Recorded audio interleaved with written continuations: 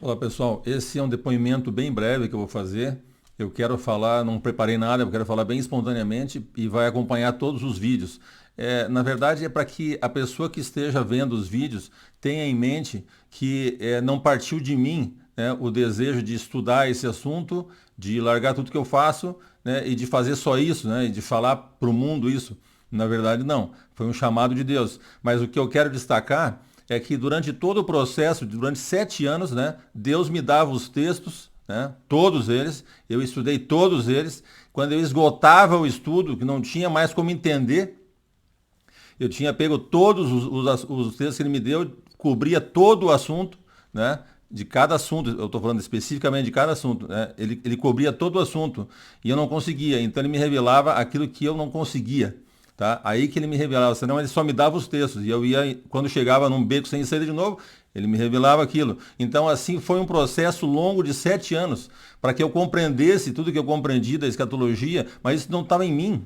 Não vem de mim, a capacidade não é minha, eu não teria como descobrir isso sozinho, porque é extremamente complexo, né? São 2000 anos de, digamos, de distorções em cima do texto que não tem como um ser humano sozinho descobrir, né? Então o mérito é de Deus, né? A Ele cabe todo o mérito, toda a glória, toda a honra, né? Todo louvor, né? A mim só o cobri de vergonha, porque eu, como eu sou homem, sou pecador, né? Sou falho, né? Então não vou conseguir passar tudo que eu gostaria de passar, mas vou me esforçar para fazer o máximo, tá? Mas eu gostaria que você tivesse isso em mente. É aquilo que Deus passou para mim, não vem de mim, tá bom?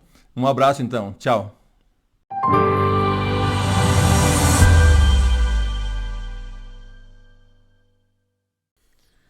Olá pessoal, vocês estão no canal Oráculo de Deus, meu nome é Carlos e já estamos de volta para fazer a terceira parte do vídeo, né, que nós estamos fazendo sobre as visões de Daniel, capítulo 7, ou seja, que Daniel teve as visões que complementam, né, que são, digamos, em espelho com o capítulo 2 que a gente já tinha visto da estátua, né? Então a gente já olhou isso na primeira parte.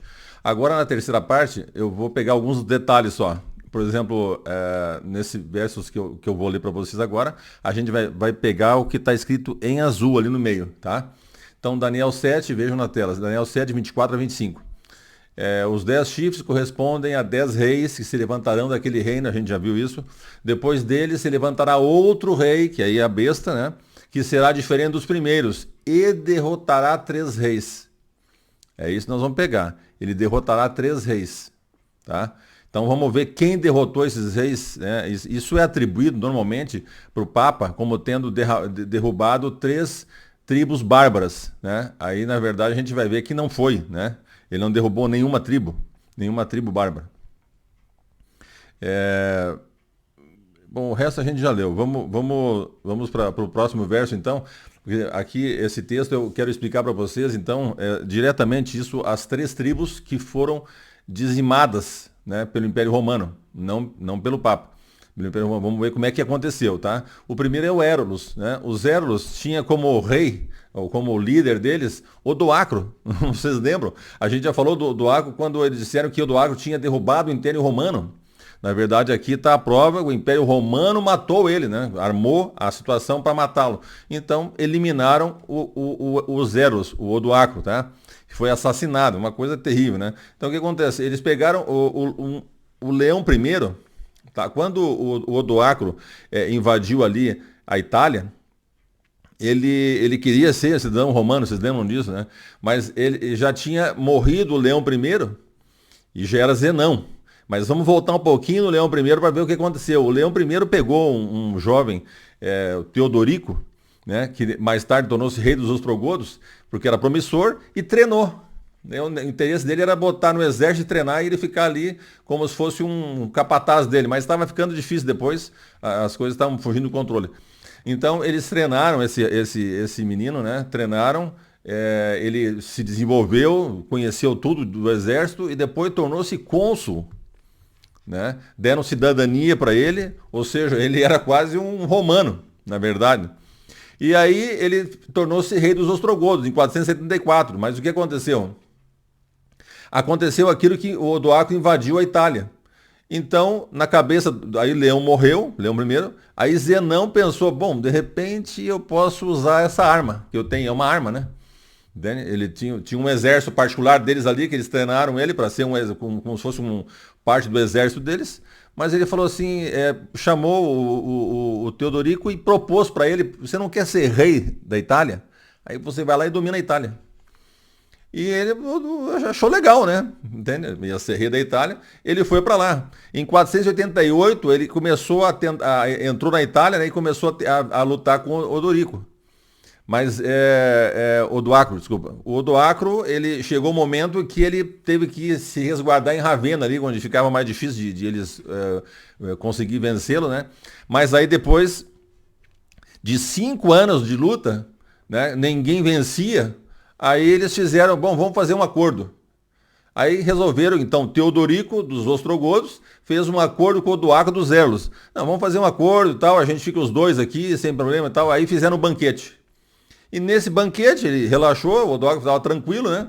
Tinha feito um acordo de paz e tal. Por traição, o Teodorico, com as próprias mãos, matou o Odoacro. Assassinou ele naquela festa, naquele banquete. Tá? Então, dali para frente, os ostrogodos dominaram na Itália. Isso foi planejado por Zenão I, né? Veja, então, o que aconteceu? Dessa forma, né, com aquele que eles treinaram e mandaram para lá para acabar com o Odoacro, eles terminaram com os Érlos. Tá? Aí, o que aconteceu com os vândalos? Os vândalos de Genserico, né, os vândalos fizeram a volta lá pela Espanha e foram para o norte da África. Então, o norte da África tem onde faz um bico ali, era Cartago, né? Cartago ficava às margens do Mediterrâneo, tá? Então, Cartago, eles dominaram aquela região e de Cartago eles foram para as ilhas todas. Todas as ilhas que tinha ali embaixo da Itália, no Mediterrâneo, eles pegaram aquelas ilhas todas, tá? Se espalharam por lá. Mas hoje tem só um restinho da cidade de Tunis, na Tunísia, isso fica bem na Tunísia, né? Na cidade de Tunis, às margens do Mediterrâneo, tem ali o lugar onde era a cidade deles ali, né? De Cartago, tá? Então, tem até hoje lá. É interessante. Então, eles incomodavam o Império Romano porque aquilo ali era do Império Romano. Então, o Justiniano, que foi um dos maiores reis imperadores, né, de Roma, em toda a história da Roma, mas também o maior da Roma Oriental, né? Então ele mandou o Belisário, que é um general dele, muito bom, e ele foi lá e guerreou com eles e acabou em 534, ele liquidou com os vândalos, tá? Limpou aquela área e aquilo voltou a ser de Justiniano. Justiniano conquistou grande parte do território que tinham perdido na parte ocidental, né? Foi muito, muito forte o imperador. Então Justiniano acabou com os vândalos, tá? Que é um imperador romano também. Aí nós temos os ostrogodos, né? Que acabaram naquela troca lá, acabaram com os Érlos. Então agora chegou a vez deles. Então, o Teodorico morreu, passaram-se alguns anos, e aí o Justiniano, vamos encerrar o assunto lá, né? Vamos tirar eles de lá. E então, a guerra foi travada ali, foi uma guerra dura, longa, né? Em 538, eles conseguiram tirar eles de Roma, mas ficaram lá, né? Porque veja que a profecia fala que eles têm que ser derrotados, né? O chifre tinha que ser arrancado. Então, não é de Roma, é da Itália, do Império Romano, né? Então, isso levou bastante tempo. Foi em 554 que eles conseguiram vencer a Guerra Gótica, chamada de Guerra Gótica, né? Os ostrogodos eram góticos, né? Dos godos. E conseguiram eliminá-los. E foi Justiniano de novo, imperador romano, tá? Então, os imperadores romanos, o Zenão I acabou com os Érulos, né? E o Justiniano, né? O maior imperador, acabou com os ostrogodos e com os vândalos. Então, as três tribos que foram dizimadas, ou vencidas, ou derrotadas, ou acabaram com elas, foram derrotadas pelos imperadores romanos, que talvez não existissem, porque disseram que acabou, né? O Império Romano acabou. Não caiu nada, não aconteceu nada. Tanto aí eles que acabaram com essas três tribos, tá? Então, Justiniano e Zenão acabaram com as 3 tribos. Não foi o Papa, ele não teve nada a ver com isso, né? Absolutamente nada a ver com isso. Não conseguiria matar nada, ninguém, né? Não é a situação. Ele não era um imperador, não tinha exército, não tinha como ele fazer isso, tá? Então isso, na verdade, não existiu, né? Aqui a gente tem um resuminho. O imperador romano Zenão destruiu os Elos, imperador romano Justiniano, ostrogodos e vândalos. Acabou. E lembra lá no final, no 7:24, né, os 10 chifres correspondem a 10 reis, se levantarão daquele mesmo reino. Depois deles se levantará outro rei. Esse outro é a besta, já é lá no final, que será diferente dos primeiros e derrotará 3 reis. Então é a besta que derrota os 3 reis. Bem claro isso. O verso 24 deixa bem claro. Ele tem dois aspectos, né? Ele é diferente dos primeiros. E o segundo é que ele derrotará 3 reis. É uma senha para você entender, ó, é ele, né? Ele derrotará 3 reis. E quem derrotou aqueles, digamos, as tribos bárbaras, foram os imperadores romanos. Mas não tem nada a ver com essa profecia. Aquilo é outra coisa. Não foi o Papa, não tem nada a ver uma coisa com a outra. Aqui é no final.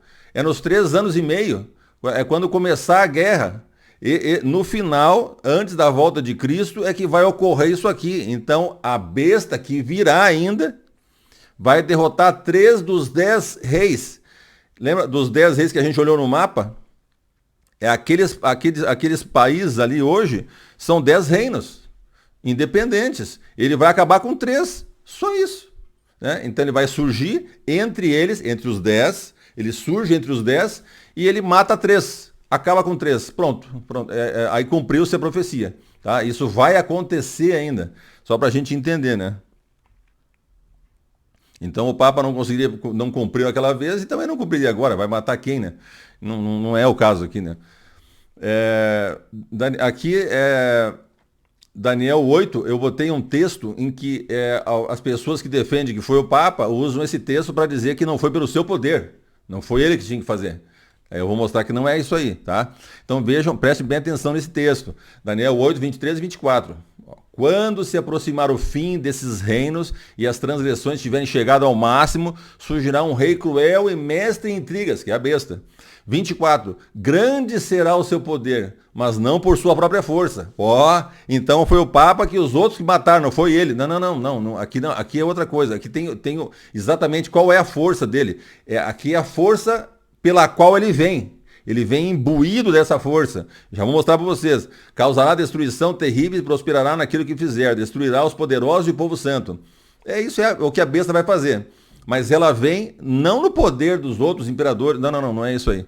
Tá? Vamos ver o próximo verso. Vocês vão entender qual é o poder por sua própria força. Não é a sua própria força. É um poder. Que poder é esse? Tá aqui, ó. Paulo diz, 2 Tessalonicenses 2, 9 a 12. Tá? Paulo vai descrever qual é o poder da besta. Então, ora, o aparecimento do iníquo, né? Ele chama o homem da iniquidade, ele dá alguns títulos, né? E ele chama de iníquo. Essa é a besta, ele está descrevendo a besta no final. Então, o iníquo é segundo, o aparecimento do iníquo é segundo a ação de Satanás. Quem é que está agindo? Satanás. Não é o iníquo. É Satanás, é segundo a ação de Satanás. Veja bem as palavras. Ação de Satanás. Quem age é ele. É como se fosse Deus fazendo o milagre para o profeta. Não é o profeta que está fazendo. Ele vai lá e manda descer fogo, como Elias mandou descer fogo do céu e matou lá aqueles 50 soldados lá. E fez 2 vezes ainda. Não é isso aí.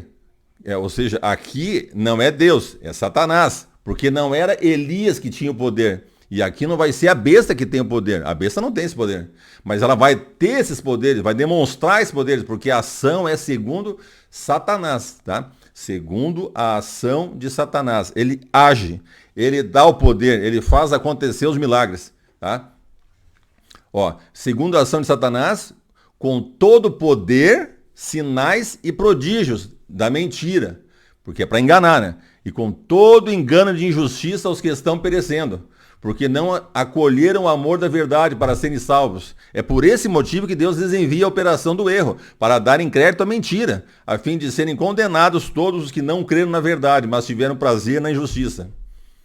Parece estranho, né? Mas Deus deixa que aconteça isso para que se dividam as pessoas que acreditam nele e que acreditam no diabo. Ele divide, né? Tem que dividir, porque senão a coisa fica misturada. Ele divide isso aí, tá? É por isso que ele permite a operação do erro. Mas o que? Se você estuda, se você entende, você sabe como que vai funcionar, aonde é que ele vai surgir, no poder de quem que ele vem, o que que ele vai falar, as ideias que ele vai defender. Nós vamos ver isso duas hoje. Duas identidades, são coisas que identificam ele, tá? Essa ainda não é, mas essa é uma característica que a gente vai mostrar que é dele, não do Papa, tá certo?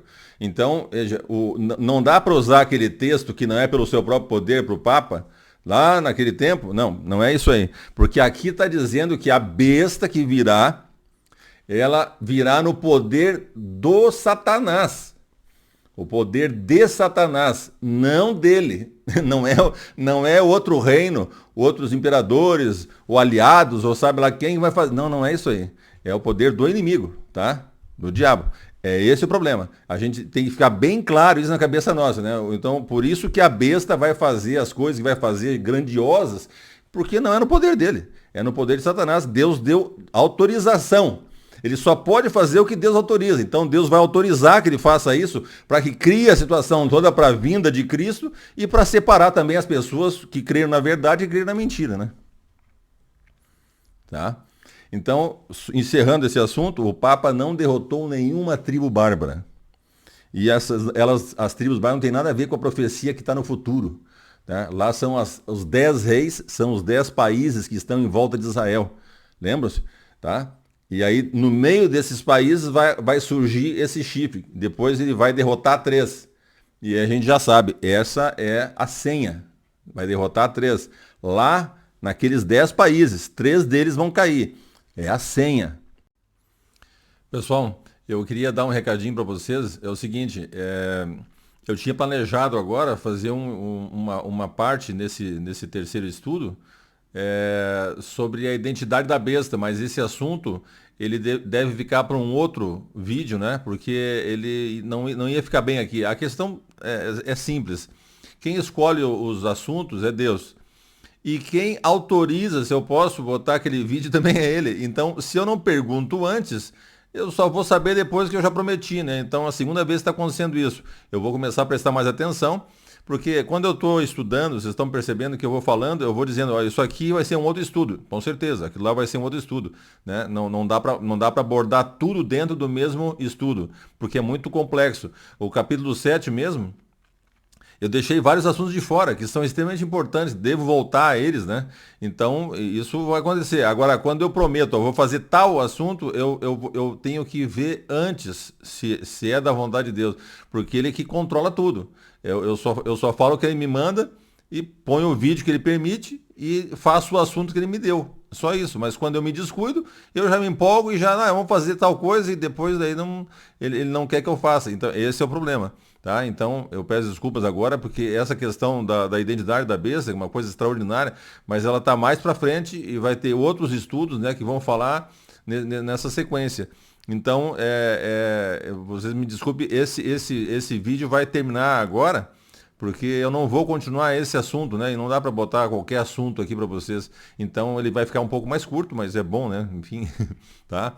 Então, era só para explicar isso aí. Um abraço, então. Até a semana que vem. Tchau.